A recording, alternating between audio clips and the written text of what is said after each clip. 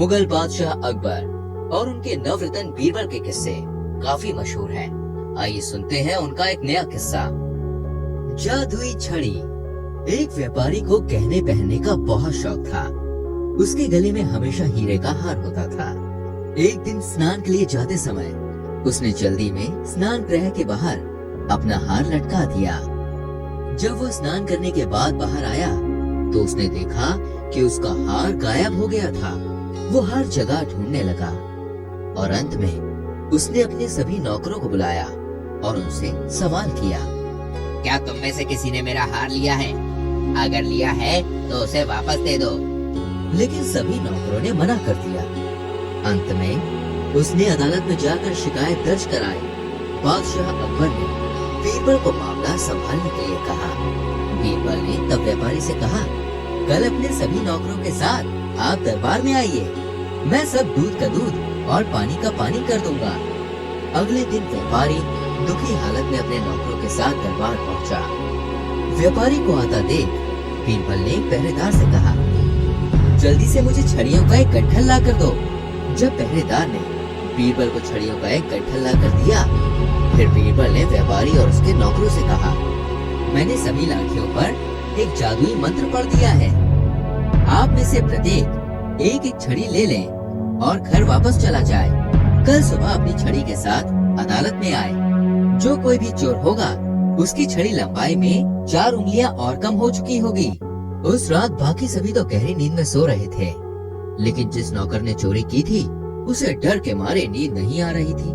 उसके दिमाग में बहुत कुछ चल रहा था।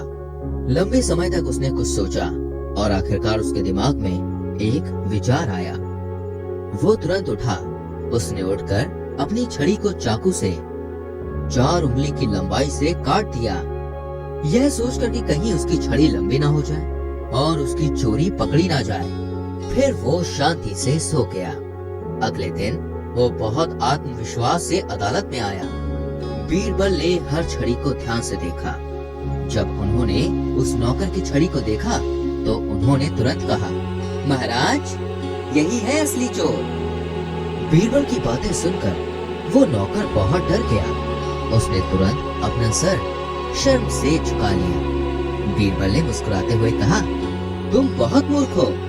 मैंने छड़ी पर कोई जादू नहीं किया था।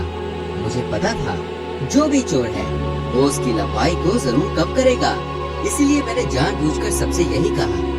3 छड़ियों पर मैंने कोई जादू किया है, जबकि ऐसा कुछ नहीं था। अब उस नौकर के पास और कोई रास्ता नहीं था। वो पूरी तरह से बीरबल के जाल में फंस चुका था। उसने चुपचाप अपने आप को और हीरे के हार को बीरबल को सौंप दिया। बीरबल ने व्यापारी को हार दिया और कहा, श्रीमान, एक आदमी को सिर्फ गहनों से लदे हुए नहीं रहना चाहिए। गहनों से ज्यादा कीमती इंसान का चरित्र होता है। आप उस पर काम करें तो आगे आपको इससे फायदा ही फायदा होगा। व्यापारी बीरबल की बातें सुनकर बहुत शर्मिंदा महसूस हो रहा था। उसने बादशाह अकबर और बीरबल को धन्यवाद दिया। उस नौकर को बादशाह ने दंड सुनाया। यह घटना सभी के लिए एक उदाहरण थी कि बुरे लोगों को उनके कर्मों का दंड जरूर मिलता है।